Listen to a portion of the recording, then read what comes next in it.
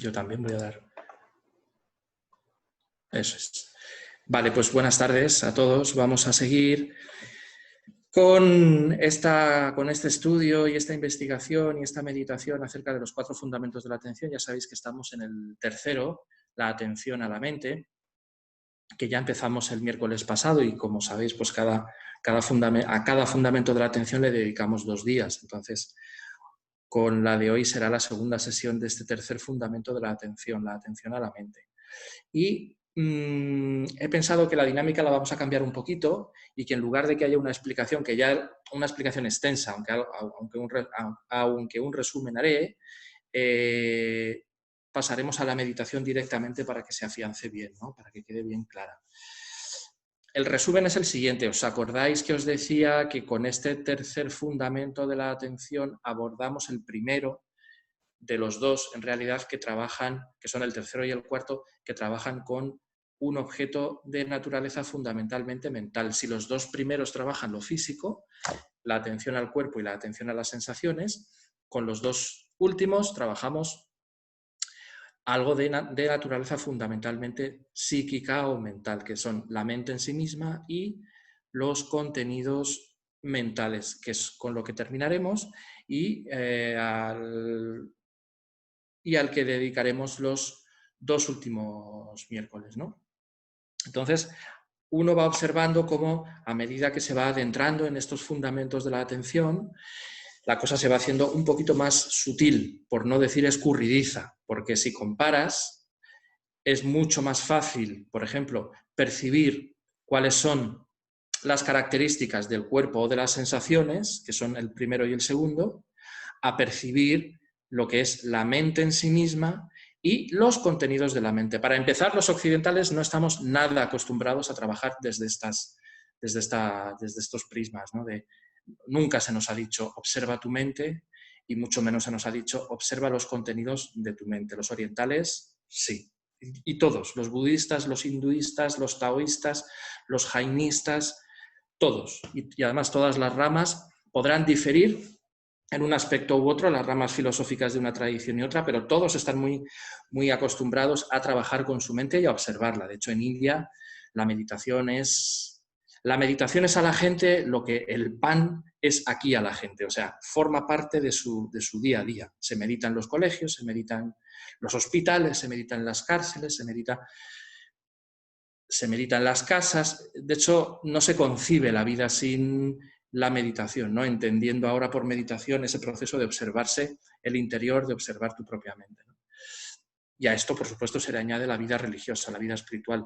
Se reza en las casas, se reza en los hospitales, se reza en las escuelas, se reza en la calle, no hay que ir más que a India para verlo, o a Tíbet, o a la comunidad tibetana para verlo, cómo forman un todo, ¿no? Como la vida, la religión y dentro de la religión la práctica de la meditación forman un todo y no se puede desgajar una cosa de la otra.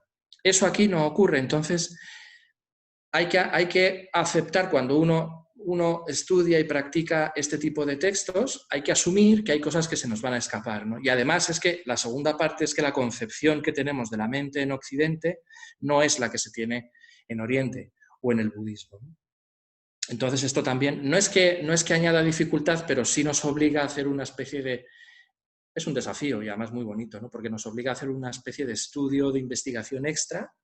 No que aceptemos, porque si no lo aceptamos eso ya es muy personal, pero sí que nos pongamos en los zapatos de lo que dice el budismo para entender lo que nos dice el budismo. Si no, es muy difícil que le pillemos la esencia a cada una de estas enseñanzas. Entonces, en este tercer fundamento de la atención, que es la atención a la mente, ya la cosa empieza a ser un pelín más sutil, porque se nos desafía, se nos anima a que observemos a aquella que observa, que es la mente. Es decir, se nos anima a que seamos conscientes de aquello que es consciente, que es la mente. Y por eso el otro día os decía que se trata como de generar una especie de mente vigía o de mente policía o de mente que vigila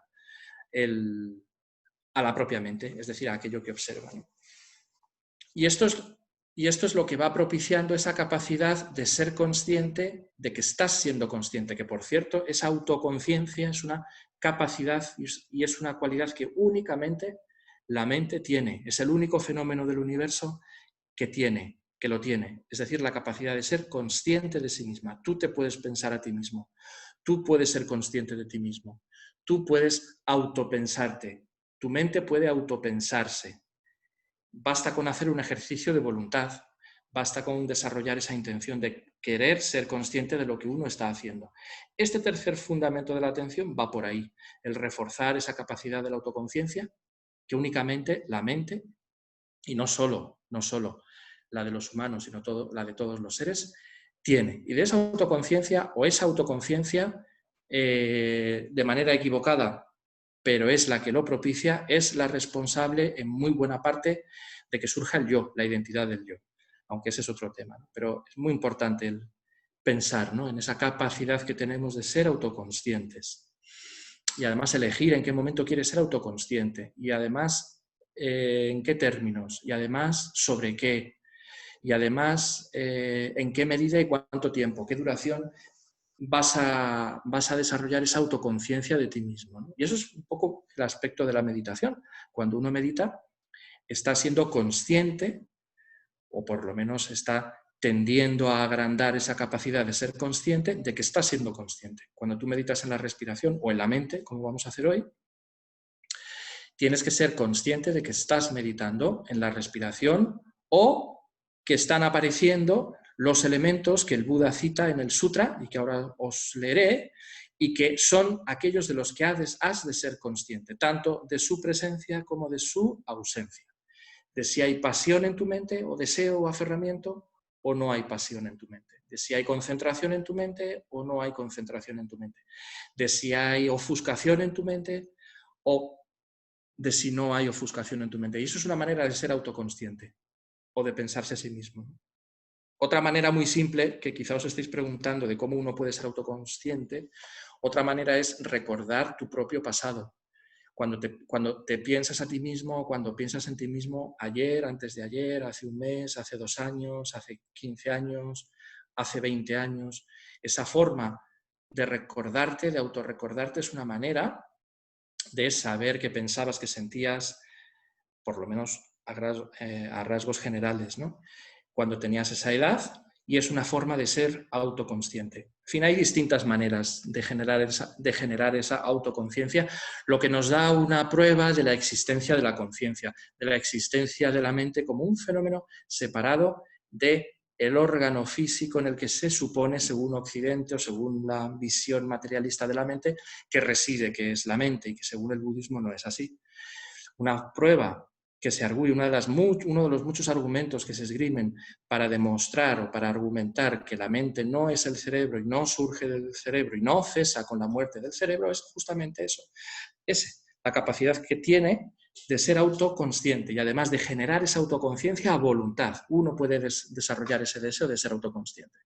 Voy a ser consciente de mí mismo cuando tenía 12 años. Voy a ser consciente de mí mismo ayer, a ver qué hice, a ver qué pensé, a ver qué sentí. Y esa capacidad de observar eso que pensaste, eso que viviste, eso que dijiste, eso que sentiste, es la autoconciencia. Fenómeno separado, aparte del órgano fisiológico, que por supuesto sí que tiene relación con ella, pero no la determina, que es el cerebro. Entonces, os voy a leer es el texto del sutra en el que el Buda nos enseña cómo uno tiene que contemplar la mente en la mente. Y monjes, ¿cómo vive un monje contemplando la mente en la mente? He aquí que un monje, cuando hay pasión en la mente, sabe que hay pasión. Y cuando no hay pasión en la mente, sabe que no la hay. Cuando hay odio en la mente, sabe que hay odio. Y cuando no hay odio en la mente, sabe que no lo hay. Cuando la mente está ofuscada, sabe que lo está. Y cuando la mente no está ofuscada, sabe que no está ofuscada. Cuando la mente está disminuida, sabe que está disminuida. Cuando está distraída, sabe que está distraída. Cuando la mente está desarrollada, sabe que está desarrollada. Cuando la mente no está desarrollada, sabe que no lo está. Cuando la mente está en estado superable, sabe que es superable. Cuando está en estado no superable, sabe que no es superable. Cuando la mente está concentrada, sabe que no está concentrada. Sabe que está concentrada. Y cuando la mente no está concentrada, sabe que no lo está. Cuando la mente está liberada, sabe que está liberada. Y cuando la mente no está liberada, sabe que no lo está. Así, vive contemplando la mente en la mente, por dentro o por fuera, o por dentro y por fuera a la vez. Vive contemplando en la mente los factores de su origen, o vive contemplando en la mente los factores de su disolución, o vive contemplando los factores de su origen y de disolución a la vez. Tiene conciencia de que hay una mente, en el grado necesario para el conocimiento y la atención pura. Vive sin estar condicionado y sin apegarse a nada en el mundo. Así es como un monje vive contemplando la mente en la mente. Entonces, aquí el Buda nos cita estos 4 factores o elementos que son los que o cuya contemplación uno hace viendo si están o no están, y además en la misma medida esa ausencia de tal cual factor o presencia de tal cual factor en nuestra mente, que son, en concreto, son 9 factores, 9 elementos, ¿no? Son la pasión y ausencia de pasión. Odio, el segundo, odio o ausencia de odio. Ofuscación, entendiendo por ofuscación la pérdida de entendimiento, de razonamiento, lo que nos saca de la capacidad de razonar y hace que nuestra mente se nuble o se vuelva opaca, se vuelva densa. No es necesariamente enfado, aunque también. Ofuscación es esa capacidad que surge de pronto, repentinamente, mejor dicho, esa incapacidad de pensar, de razonar o de generar entendimiento o razonamiento. Entonces, este es el tercer factor que hemos de contemplar si está presente o no, la ofuscación o ausencia de ofuscación. El cuarto es la disminución o ausencia de esta. Disminución es un término que sirve para designar si existe en nuestra mente rigidez, letargo o adormecimiento, agitación, lentitud de reflejos, tensiones internas. A todo eso el Buda en el Sutra le llama disminución. Entonces también hemos de observar si en nuestra mente hay esa disminución o no está disminuida. Se les llama disminución porque reducen los propios potenciales de nuestra mente.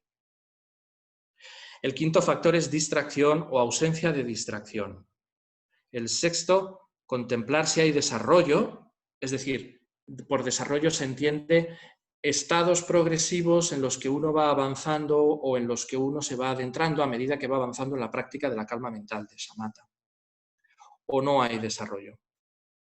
El séptimo es estado superable o no superable. Son estados mentales virtuosos, pero que uno sabe que son insuficientes para alcanzar logros superiores y por tanto que ha de seguir. Entonces, cuando uno medita intentando reconocer si su mente está en un estado superable o no, lo que ha de observar es si tu propia mente puede seguir avanzando si te sigues aplicando en la técnica de la meditación. El octavo factor es si hay concentración o no la hay.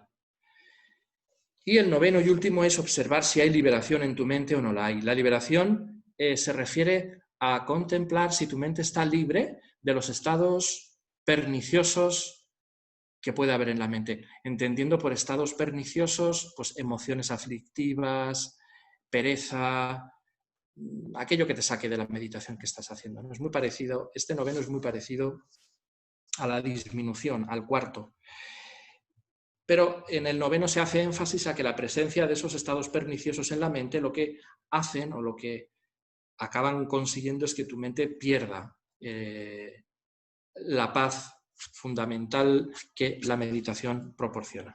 Estos son los 9 factores que uno ha de ir contemplando y hacerlo equivale a cultivar el tercer factor, el tercer fundamento de la atención, que es la atención a la mente. Entonces, como teoría yo ya no voy a decir nada más, vamos a hacer la meditación, pero antes, si hay alguna cuestión, alguna duda que no se haya entendido o alguna cosa que queráis más explicaciones, tenemos unos minutos antes de la meditación.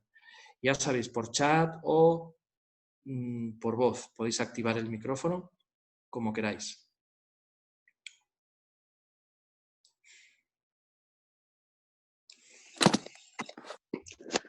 Hola, soy Ángeles. Hola, Ángeles. Quería saber cuál es el antídoto del miedo.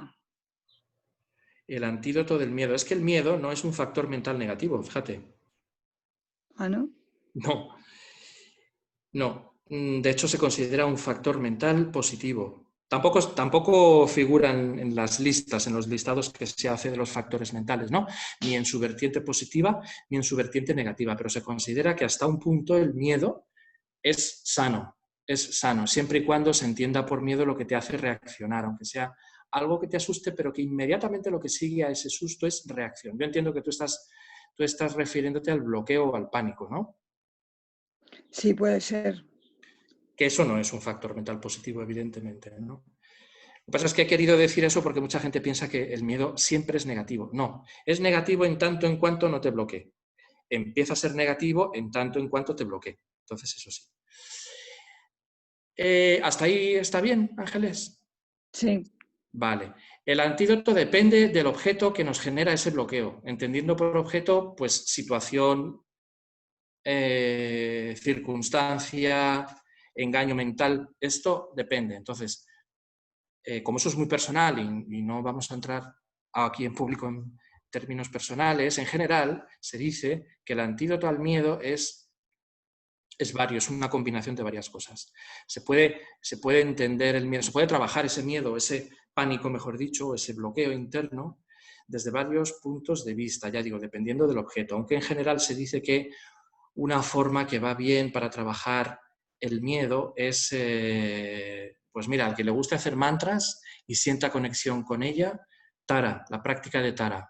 Es especial además para él, así se dicen las alabanzas, ¿no? A las 21 taras. Una de las 21 estrofas menciona que quien hace o las alabanzas o el mantra le desaparece ese pánico y no tiene por qué investigar más ni indagar más, solo por la fe en el mantra y la recitación concentrada y atenta al mantra. Esa es una manera muy rápida y muy, muy eficaz, yo creo que de las más eficaces.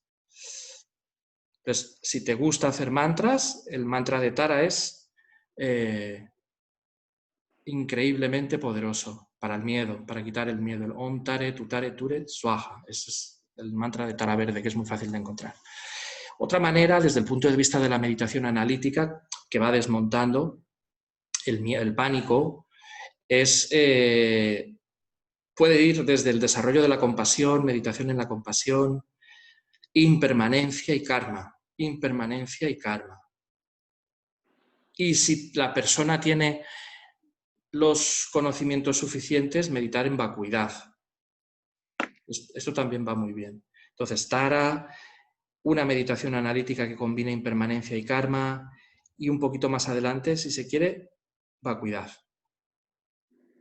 Leer o meditar o reflexionar sobre la vacuidad de quien siente el miedo, de la circunstancia que me hace sentir miedo y de la propia experiencia del miedo. Todo eso, quien lo siente, es decir, el sujeto, el objeto, es decir, aquello que me lo ocasiona, y la experiencia carecen de existencia inherente.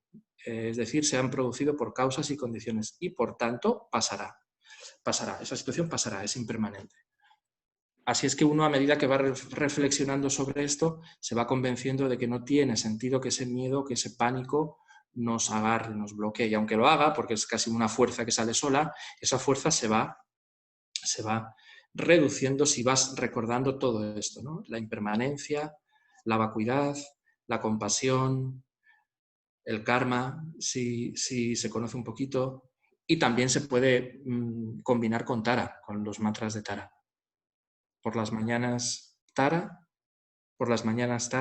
y por la tarde o noche pues reflexionar un poco en estas cosas.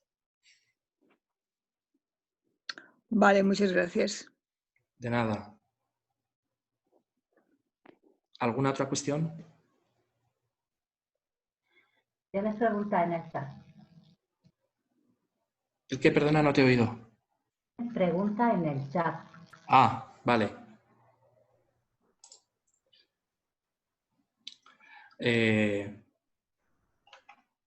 Javi dice, ¿estos 9 elementos tienen que ver con las 9 etapas de Samatha? No. Y Juan, ¿en qué parte del sutra se puede inscribir la meditación en la naturaleza de la mente vacía y clara? En ninguna, porque el Buda no dio nociones acerca de la naturaleza de la luz clara de la mente en estos sutras. Él habló de ese punto en el tercer giro de la rueda del Dharma, y los textos que pertenecen a ese tercer giro de la rueda del Dharma no es que sean posteriores, sino que no pertenecen a esta categoría de sutras. Son sutras, también tantras, de hecho ahí es cuando ya habla el Buda del tantra, pero otro tipo de sutras. Se parece, por ejemplo, el hecho de meditar en la naturaleza de en la mente, el tercero y cuarto fundamento de la atención. Bueno, podríamos considerar que son como una especie de preparación a la meditación en la luz clara de la mente, o la naturaleza de la luz clara de la mente, que es un concepto muy sutil. Eliana pregunta si la mente tiene existencia inmanente. ¿Qué quieres decir con inmanente? Inherente, propia.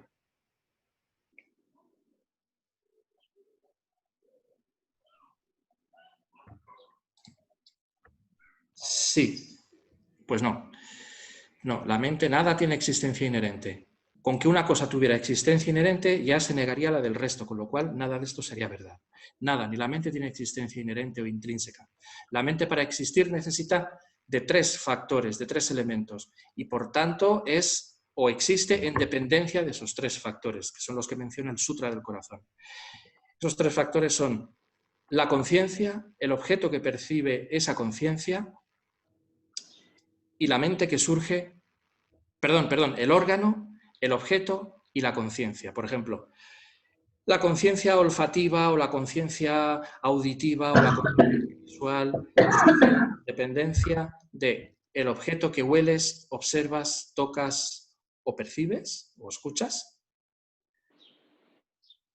el órgano gracias al cual percibes ese sonido o ese olor o ese objeto o ese color, y la mente o conciencia que surge en función o en combinación de esos 2 factores, el órgano y el objeto. Así es que para que la mente exista o para que la conciencia de algo exista, se tienen que dar esos 3 elementos. Órgano, objeto y conciencia o mente. Si falta uno de los 3, no hay ni siquiera fenómeno. No hay ni siquiera fenómeno. No hay fenómeno. No hay árbol. Si tú no ves el árbol, si no hay conciencia visual del árbol, el árbol no existe. Y Carmen dice, he entendido que la autoconciencia la tienen todos los seres, no solo los humanos, todos.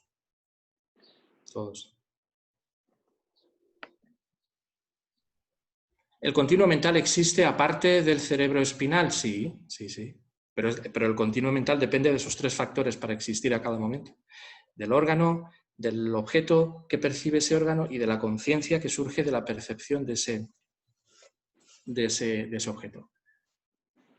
Y además también el continuo mental depende de un instante anterior de conciencia. Por tanto, cada instante de mente surge de un instante anterior. Y si surge de un instante anterior, ya no es inherente. Cada momento de conciencia ya no es inherente. ¿Más cuestiones? Fabio, cuando decías tú antes, sujeto, objeto y experiencia son vacuidad, ¿esos son las 3 esferas? Creo que en algunos contextos sí se le llama las 3 esferas. Es que 3 esferas hay muchas. Hay muchas. Por ejemplo, cuando se dan enseñanzas de vacuidad y se habla de las 3 esferas, se dice que uno tiene que recordar la vacuidad de las 3 esferas, que son el yo o la persona que dedica los méritos o que ha generado esos méritos, los méritos mismos y el destino o el objetivo para el que se dedican esos méritos. Es que las 3 esferas, la vacuidad de las 3 esferas se puede aplicar a muchas cosas, pero en concreto, cuando se habla de las 3 esferas en relación con la vacuidad, es un recordatorio para que recordemos que tú, los méritos y el objetivo o el objeto a quien dedicas los méritos somos de la naturaleza de la vacuidad. Vale.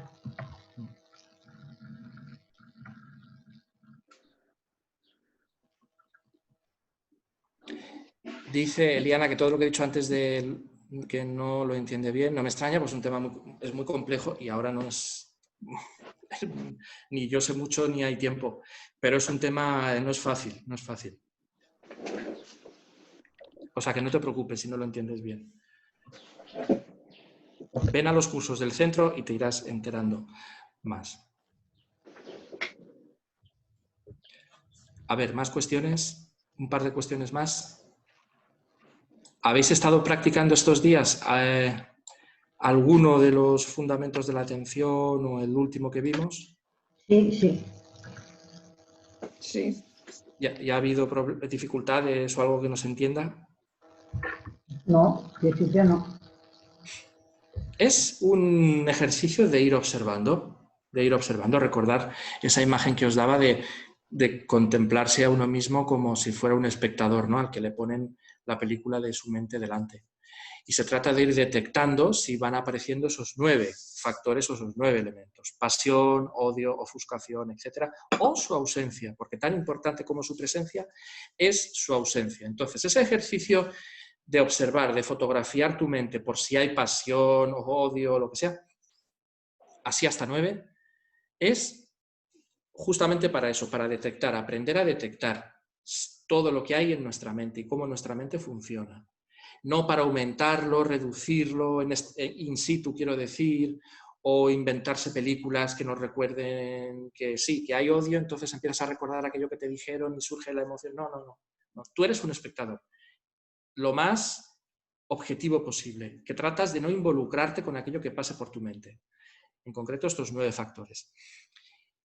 Y si no están presentes estos 9 factores, también observas y aceptas, por supuesto, la ausencia de pasión, la ausencia de odio, la ausencia de ofuscación. Yo durante la meditación iré diciendo en afirmativa y en negativa, porque es muy importante ser consciente de que en la mente no hay odio, tan importante como el que sí lo haya.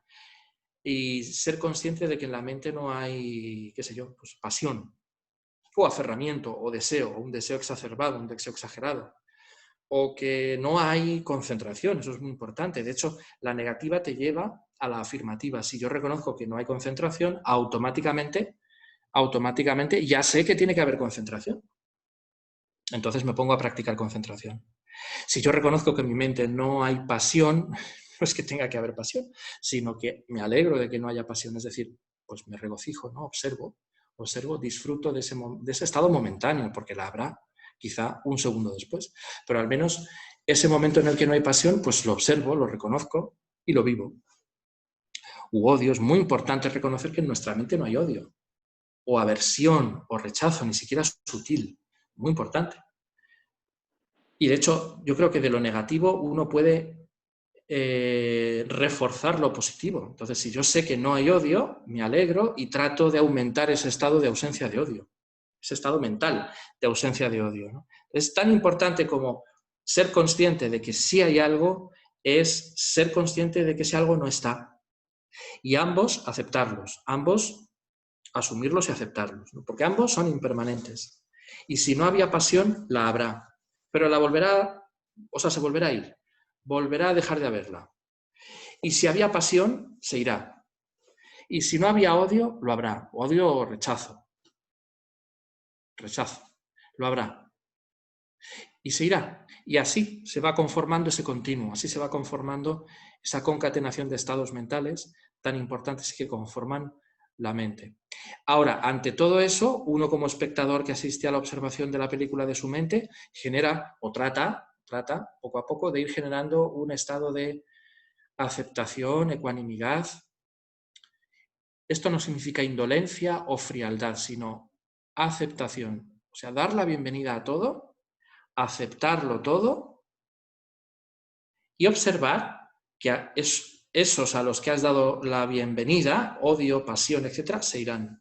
Entonces uno se va familiarizando con esa dinámica de surgir, llegar a su punto pico e irse, porque todo es así. Todo es así. Las sensaciones, cuando veíamos las sensaciones en el cuerpo. Los 9 factores que contemplas en el factor mental, en el fundamento de la atención a la mente.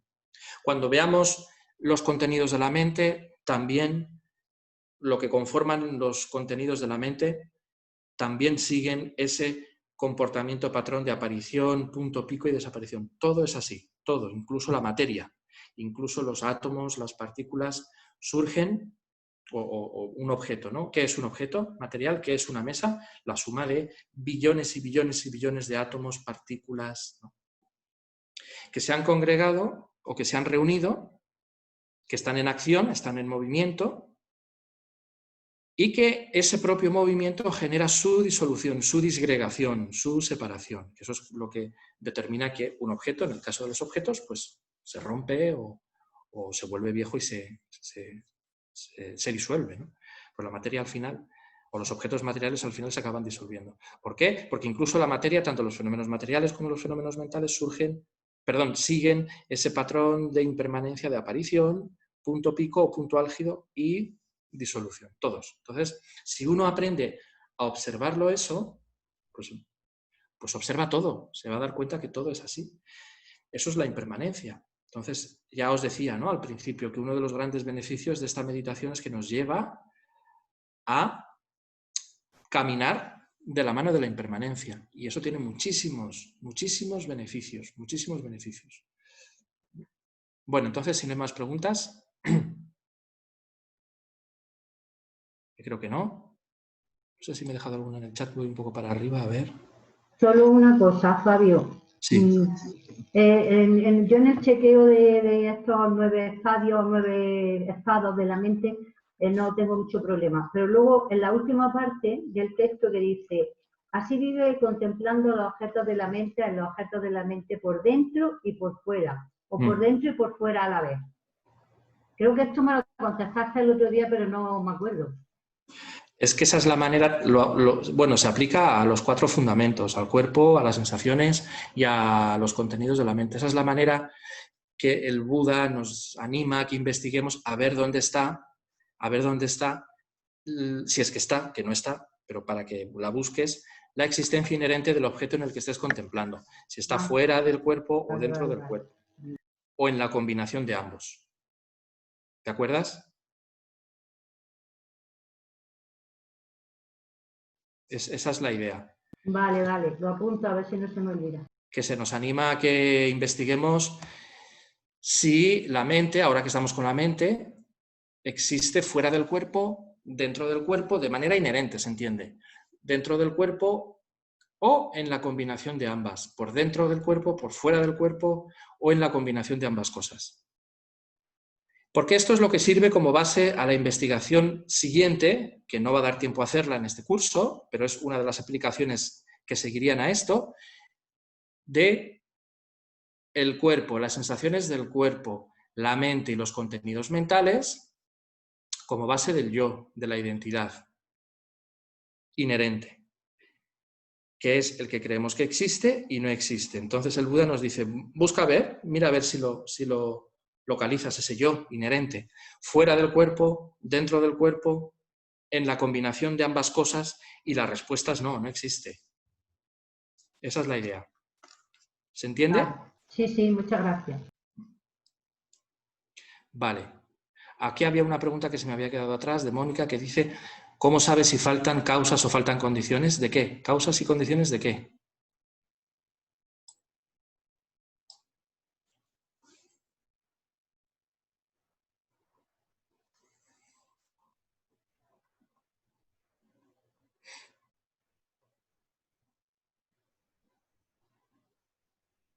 Para una acción. No entiendo. Causas y condiciones para una acción. No entiendo. ¿La puedes hacer de voz, la pregunta? Y ya empezamos la meditación. Fabio. Sí. Hola, buenas tardes a todos. Hola. Bueno, yo es que me estoy escuchando las enseñanzas de Serkon Rinpoche y tengo la cabeza que me explota de dudas y de cosas.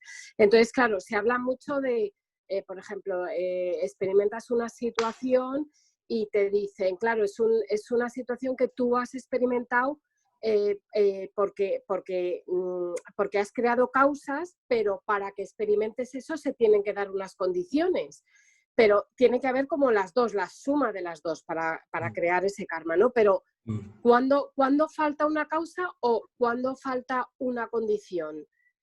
Cuando no experimentas el producto, cuando no experimentas la cosa. Si no lo experimentas es que todavía faltan. Claro, pero ¿cuándo sabes si te falta una causa que sería como, bueno, pues aquellas acciones virtuosas o lo que sea, pero la condición ya como que no depende tanto de ti, ¿no? Entonces, ¿cuándo saber si falta una o falta otra? Pues eso, si no experimentas el efecto, es que te faltan.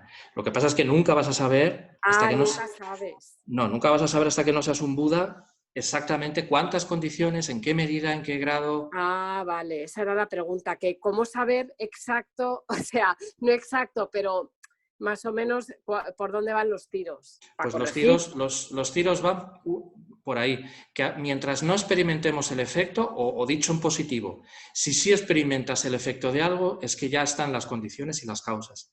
Si no lo experimentas, aunque tú quieras experimentarlo, por ejemplo, algo positivo, es que todavía no están las causas y condiciones.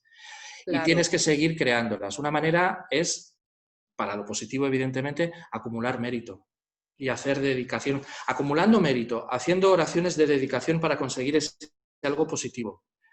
Estas dos cosas ya crean condiciones. Y estos dos factores, la acumulación de mérito y el hacer oraciones que activan el karma, ya potencian la maduración de la causa y las condiciones. Por eso es tan importante, no tan importante, es esencial que hagamos oraciones de dedicación de méritos bien hechas. Porque es una manera de crear condiciones y causas. O sea, que es un poco lo mismo. No, son distintas, son muy parecidas las causas y las condiciones, y eso es sutilísimo saber diferenciar una causa de una condición, pero estrictamente hablando no es lo mismo. Igual que no es lo mismo una semilla plantada en la tierra que el agua que claro, necesita. Claro, sí, yo entiendo la analogía en lo exterior, en la naturaleza, pero luego voy al interior y no me queda tan claro cuáles son las condiciones y cuáles son las causas. Porque los fenómenos emocionales y mentales son más complicados que la semilla y el agua y el sol y los abonos. Ya, vale. Pero da igual, eso da un poco igual, ¿eh? Lo importante es, para lo positivo, generar méritos, acumular muchos méritos, ¿no? Y uno puede reenfocarlos haciendo oraciones de dedicación para conseguir eso. Como hacer más dedicación, ¿no? Sí, y además pidiendo eso, exactamente eso. Un trabajo, una curación, siempre con la motivación de la bodhicitta, pero cuanto más afine uno en las dedicaciones, antes llega el efecto. Y por supuesto sí crea méritos, ¿no? Eso ya es suficiente. Sí, o simplemente para llegar a comprender una enseñanza, por ejemplo. Sí, bueno, se puede aplicar a muchísimas cosas, ¿no? Sí. Vale. Por ejemplo, cuando antes alguien planteaba lo del miedo, si es un miedo que te puede muchísimo, después de hacer, por ejemplo, los mantras de Tara que he dicho, dedicar los méritos para que es la fuerza de esos mantras y por los méritos de haber recitado esos mantras, tu mente se libere de ese miedo y poder así servir más y mejor a los seres. Eso ya crea una enorme cantidad de méritos que además están basados en la bodhicitta, que van a madurar sin duda, porque causa y efecto es infalible. Entonces, hacer oraciones de dedicación es esencial. Siempre os digo que Lama Zopa Rinpoche, y muchos de vosotros ya lo habéis visto cuando vino a Madrid, está muchísimo tiempo generando la motivación, el tiempo que tenga que estar con la enseñanza o práctica que vaya a dar, y muchísimo tiempo dedicando a los méritos, porque dice que motivación inicial y méritos al final son esenciales, son los dos motores, ¿no?, que mueven el avión, ¿no?, el avión de la práctica. Entonces, hay que generar la motivación de la bodhicitta al principio y hay que dedicar los méritos al final. Sí o sí. Si no, la práctica ni da su fruto o da un 5% de fruto y no es budista, además. No es budista. Un budista tiene que hacerlo así. Entonces vamos a hacer eso justamente. Gracias, Fabio. A ti, vamos a empezar la meditación con las oraciones de refugio y generación de la motivación de la bodhicitta. Entonces, si eres budista, recuerdas que tienes que actualizar, tienes que recordar las cualidades de las 3 joyas mientras recitamos la oración. Si no lo eres, meditas en desarrollar una buena intención, una buena motivación. Entonces, primero llevamos unos momentos la atención al cuerpo, a la respiración, a las características básicas del cuerpo, peso, volumen, presencia, cualquier cosa que destaque en tu mente. Y utilizas esa experiencia para relajarte. También puedes contemplar la respiración, o bien en las fosas nasales, cuando el aire entra y sale a través de ellas, o bien el movimiento del pecho, expandiéndose, contrayéndose.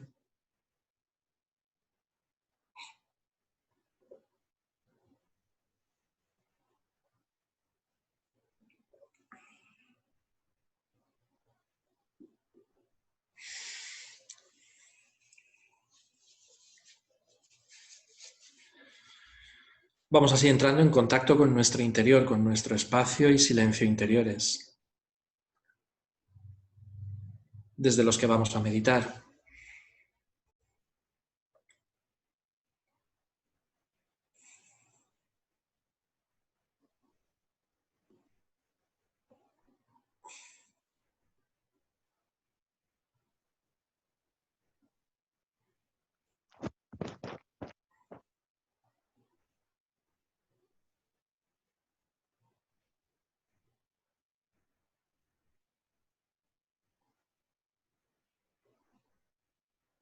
Para generar la motivación de la bodhicitta, hacemos la siguiente visualización, si es que te sientes cómodo con ella.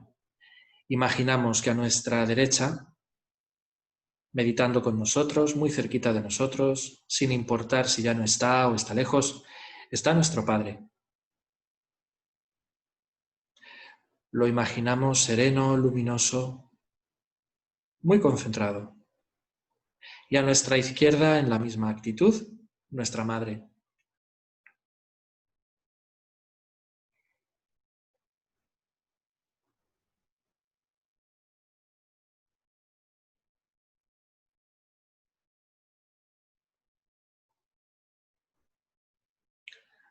A nuestra espalda situamos nuestros seres más queridos, más cercanos, incluso aquellos por los que sabemos que sentimos aferramiento, apego, hijos, nietos, hermanos, amigos, pareja, compañeros, conocidos, animales, todos nuestros seres queridos. Los vamos situando ahí. No importa si no visualizas con detalle, lo más importante es sentir que estos seres están aquí contigo y que tú los estás llevando a la preciosa iluminación.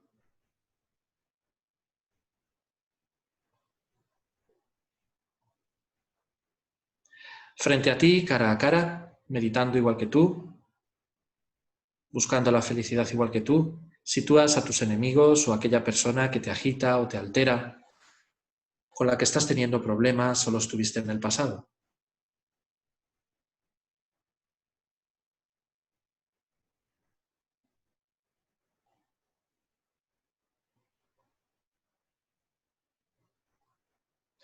Y alrededor sitúas a todos los seres del universo, tantos que tus ojos no alcanzan a ver el final. Intenta que tu mente no se deje a nadie fuera. Humanos, no humanos, seres agradables, no tan agradables, cercanos, lejanos, visibles, invisibles, los que están, los que no están.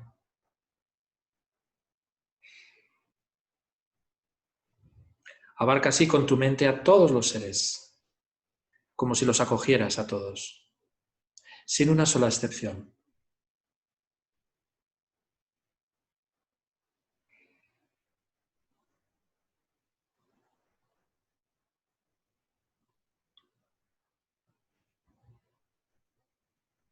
Recordando las cualidades de las tres joyas, Buda, Dharma y Sangha, tomamos refugio mientras generamos la mente Bodhi, 2 veces en tibetano y una en español. Sangye chodan soki chonam la yancho bardo dani gyaksu chi dagi chonyen gi peso namge rola benche sangye drupara so. sangye chodan soki chonamla yancho bardo dani kyashutsi dagi chonyengi pe sonamgi drola benche sangye drupaso. Busco refugio hasta que alcance el despertar en el Buda, en el Dharma y en la Asamblea Suprema, que por los méritos que crea al escuchar el Dharma, llegue a ser un Buda para beneficiar a todos los seres. Céntrate en este punto que acabamos de recitar, beneficiar a todos los seres, lo cual significa liberarlos de sus sufrimientos convencionales y llevarlos a la iluminación, que es el estado irreversible, de gozo irreversible, el que una vez has llegado a ella, no tiene vuelta atrás ya. Para lo cual es imprescindible que uno mismo la alcance rápidamente. Entonces meditas así. Para llevar a todos los seres a ese estado precioso, que es la budeidad, la iluminación, la omnisciencia, he de alcanzarla yo cuanto antes, sin un segundo de retraso. Ahora que todavía vivo, voy a poner todos mis potenciales físicos, energías, emocionales, mentales, al servicio de la práctica del Dharma. Con ese propósito voy a hacer esta meditación en el tercer fundamento de la atención. Te motivas así, relacionando esta práctica con la motivación de la bodhicitta y el anhelo de llevar a todos los seres a la preciosa iluminación. Deja que surja esa preciosa mente en tu interior, unos momentos. Deja que surja esa preciosa compasión que te hace consciente de los demás, de esos seres que te rodean y de lo maravilloso que sería que les pudieras llevar a todos, sin una sola excepción, a la budeidad.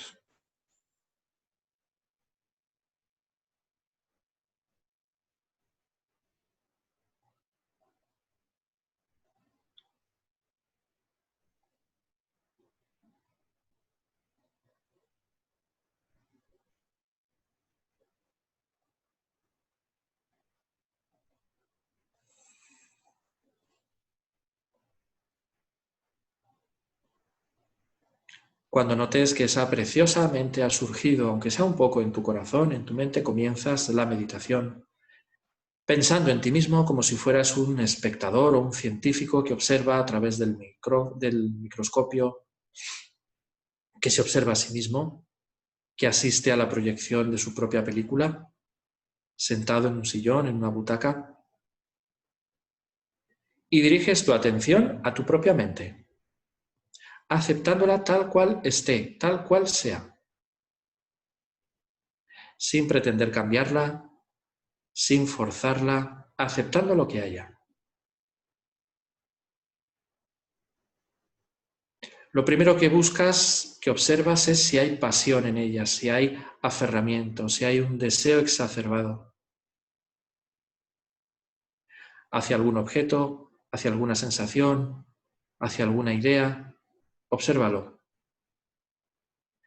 Y si no la hay, observa esa ausencia de pasión, aceptándola también. Como si hicieras una fotografía mental.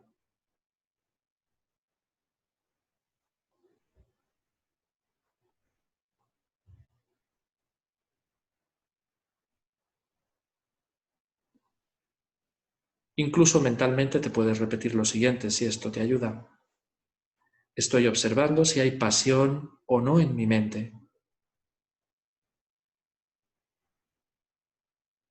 Y dicho esto, ajustas tu atención, afinas tu atención y observas a ver si la hay o no.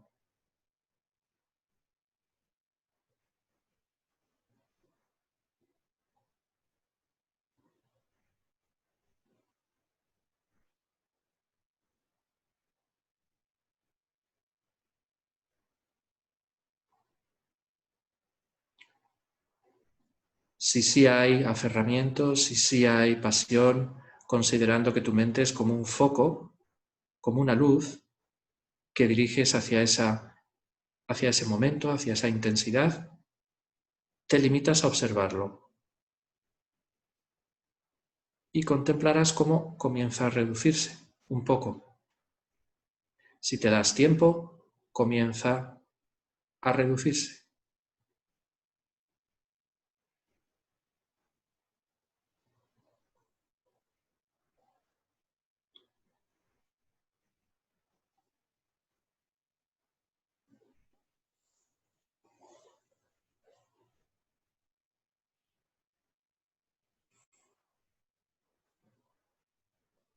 Viendo y aceptando su impermanencia, el aferramiento tiende a irse.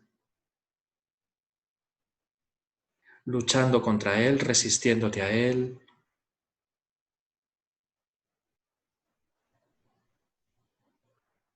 lo refuerzas. Simplemente observa. Y observa su tendencia cambiante a irse, igual que una nube en el cielo pasa.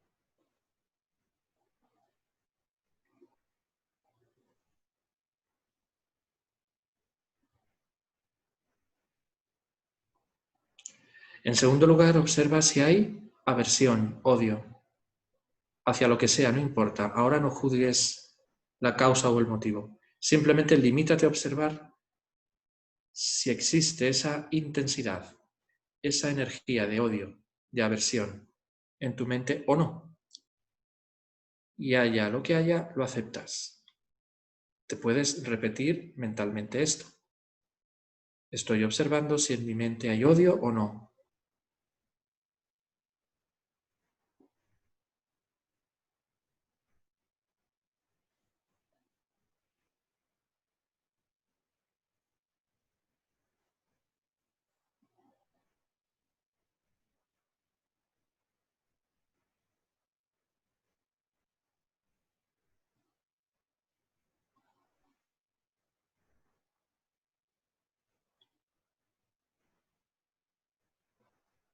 Y detectes lo que detectes, hagas la fotografía que hagas, aceptas con relajación interior y exterior.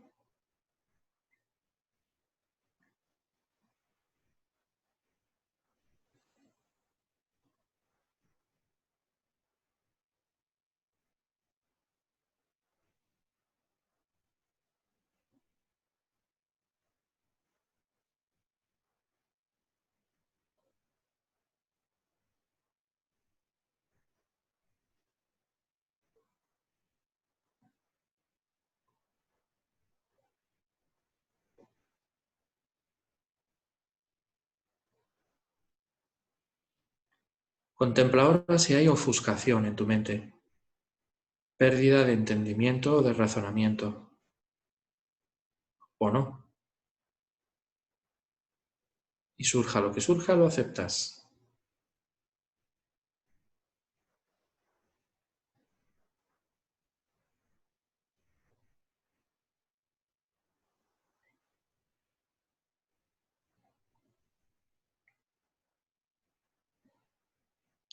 No luches, no te rebeles, no sientas frustración. Simplemente observa como un observador, como un científico y acepta. Y sobre todo percibe, percátate de la naturaleza cambiante, de esa ofuscación, de esa falta de entendimiento momentánea, como una nube en el cielo.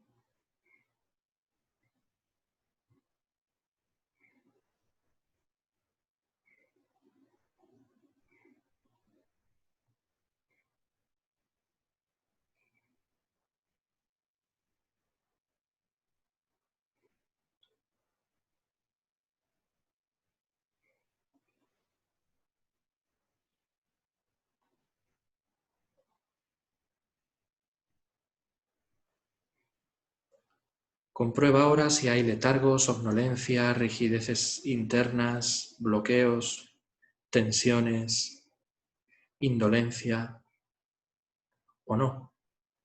Si por el contrario tienes una mente clara, despierta, aguda, observa cuál es tu caso. Mentalmente te puedes decir, estoy observando si en mi mente hay disminución mental o no.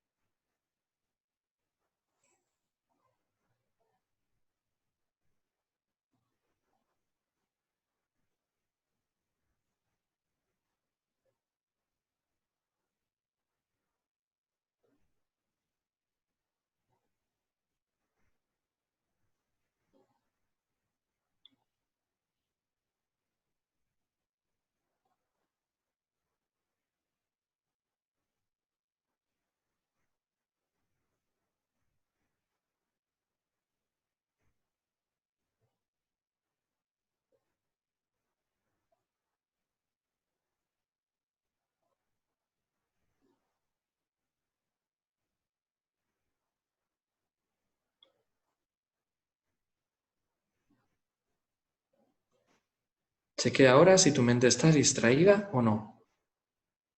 Si tienes alguna distracción visual, sonora, auditiva, o por el contrario, tu mente está centrada en la meditación. Comprueba cuál es tu caso. Mientras te repites mentalmente, observo si en mi mente hay distracción o no.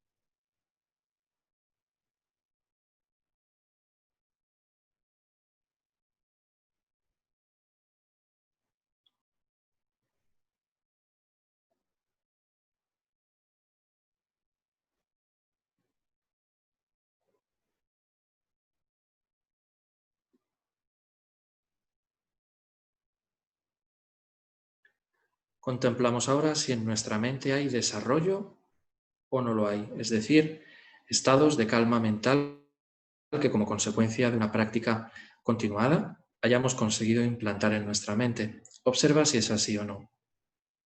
Mientras te repites mentalmente, contemplo si en mi mente hay desarrollo o no lo hay.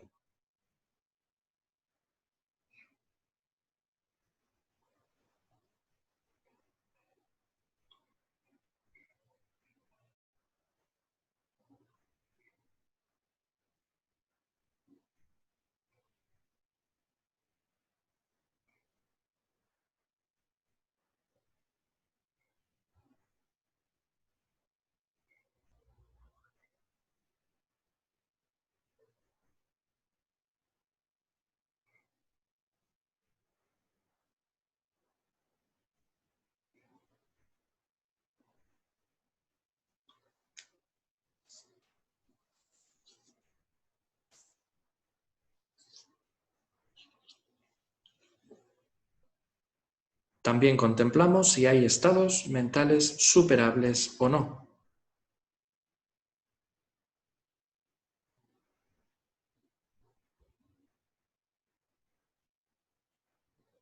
Y haya lo que haya, lo aceptas.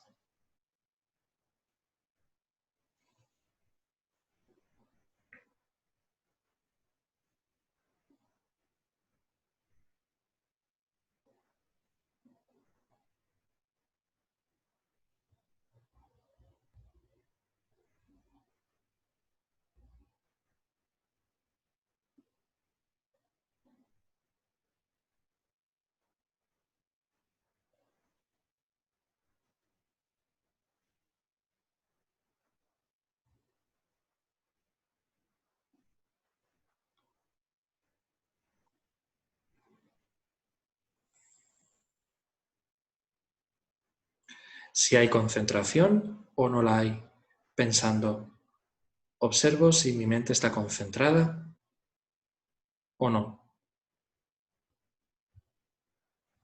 aceptando lo que surja, contemplando la impermanencia de ese estado que haya surgido.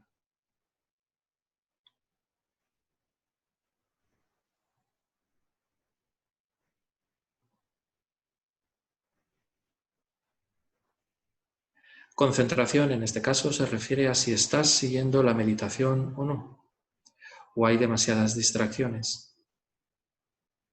Toma nota mental de lo que sea, con sinceridad.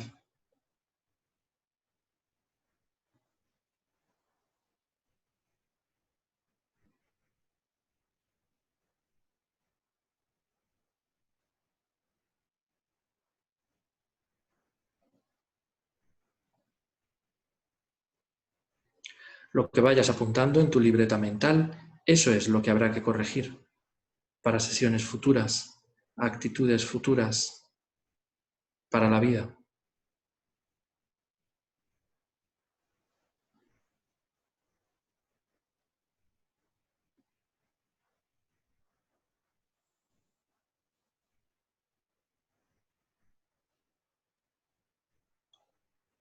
Por último, contempla si tu mente está libre de estados perniciosos, negativos, o no lo está.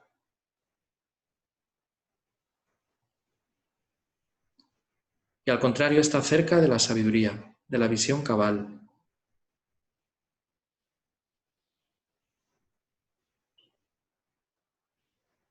Contemplo si en mi mente hay estados perniciosos o no.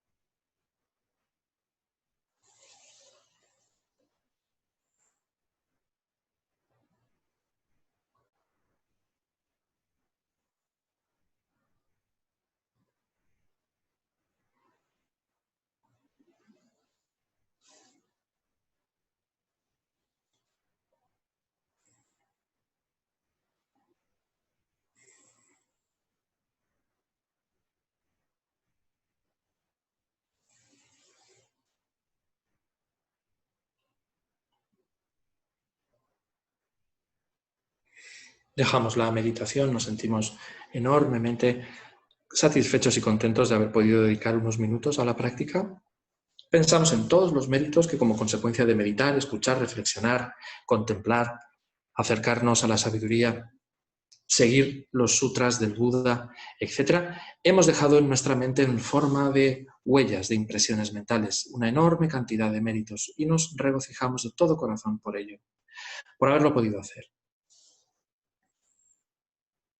Pensamos que todos esos méritos, que todo ese karma positivo, virtuoso que hemos implantado en nuestra mente, en nuestro continuo mental, se lo ofrecemos a los demás, se lo dedicamos a los demás con la oración de dedicación de méritos, a los enfermos, a los fallecidos, a los que lo están pasando mal, a todos los seres que nos rodean, amigos, enemigos, extraños, a todos los seres sin una sola excepción.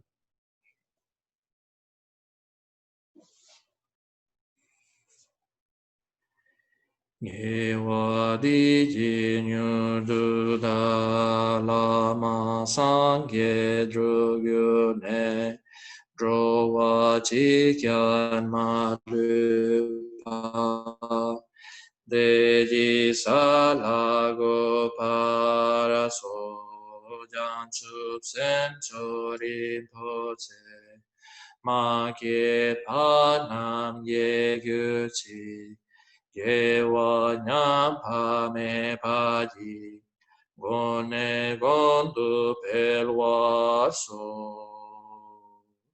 Que por los méritos de estas acciones virtuosas alcance rápidamente el estado de un Buda maestro y lleve a todos los seres sin excepción a ese estado iluminado, Que la suprema joya de la bodhicitta que no ha nacido surja y crezca, y que la que ya ha nacido no disminuya, sino que aumente más y más. Entonces,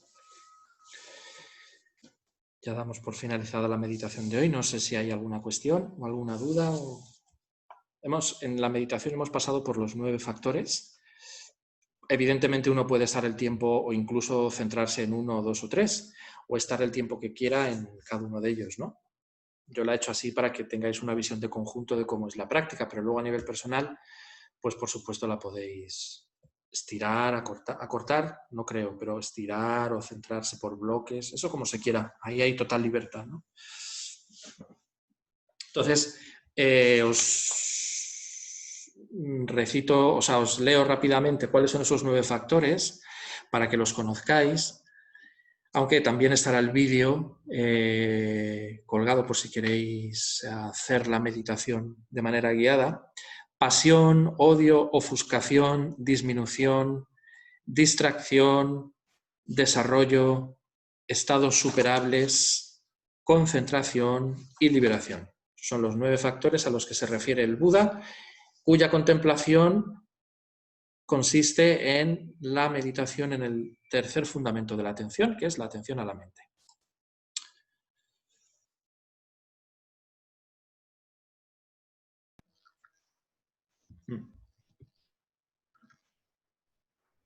Los estados superables son estados virtuosos de la mente que uno reconoce que no son suficientes, que son consecuencia de la meditación, pero uno reconoce que no son suficientes y que ha de ir desarrollando con la práctica y con la tenacidad aún más hacia el logro definitivo.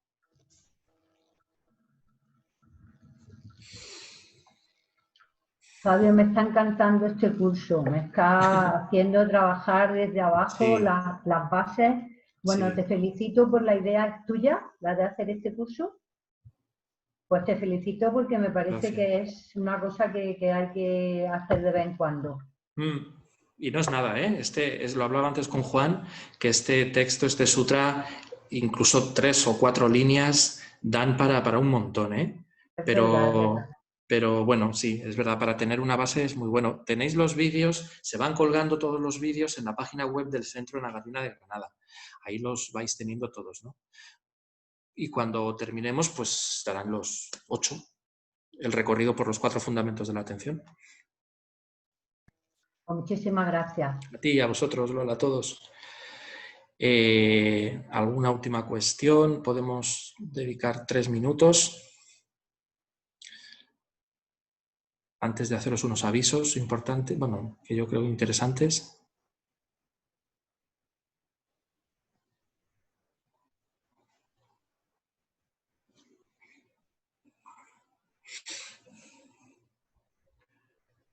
¿No? ¿No hay preguntas?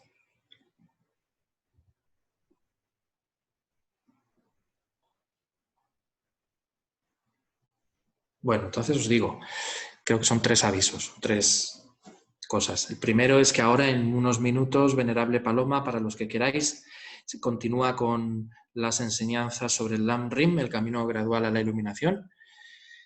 Y es a las 6:30. Mañana lo hace Teresa desde Madrid a las 6. Hoy es a las 6:30, mañana es a las 6, para que os enganchéis si queréis y os conectéis si os apetece. Luego, invitaros a que el viernes vamos a hacer una sesión de la meditación de Tonglen, que significa dar y tomar. Es una técnica que el Buda enseñó para desarrollar compasión. Y es muy poderosa y es muy intensa, y en tibetano se llama Tonglen, dar y tomar. Y la vamos a hacer este viernes, es una sesión única, solo una sesión. La vamos a hacer este viernes a las 7:30, de 7:30 a 9.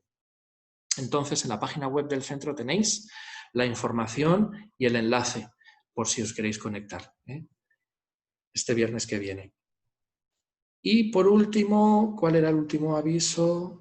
Bueno, que se acerca el día de Sagadawa, que es el día más importante para todos los budistas. Es la luna llena del 4.º mes del calendario lunar tibetano, y en este día se conmemoran 3 cosas que ocurrieron en la misma luna llena, en años distintos, pero en la misma luna llena.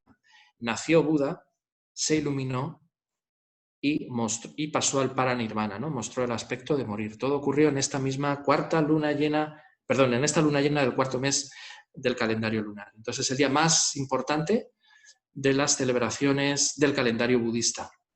Y estamos preparando un programa de actividades que se hará el viernes por la tarde, que creo que ya está puesto también en la página web del centro, con el nombre de Saka Dawa, que es el nombre tibetano de esta fiesta. Dawa significa luna llena y Saga es el nombre de la constelación, ¿no? Siguiendo la astrología y astronomía tibetanas, el nombre de la constelación en el que ocurrió esta luna llena Dawa del cuarto mes lunar. Entonces ahí podéis ver también la información. Así es que nada, pues muchas gracias a todos y nos vemos... Perdón, ¿qué día es? Eso es el 5 de junio. Eso, gracias. Viernes 5 de junio. Y la actividad la haremos por la tarde. No sé si a las 7 o 5, no me acuerdo. Ya os lo iré informando porque aún falta, pero es por la tarde. Aunque todo el día se harán actividades en todos los centros que podréis ver en sus páginas web, ¿no? Vale, gracias. De nada.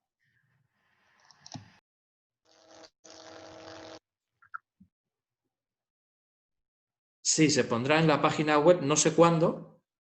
A la del viernes no lo sé, Isabel. No lo sé. Supongo que sí, pero estad atentos.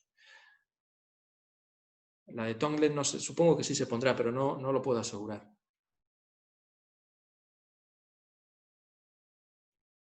Muy bien, pues entonces nos vemos. Muchas gracias. Hasta pronto. Adiós, hasta pronto. Adiós. Adiós, adiós a todos.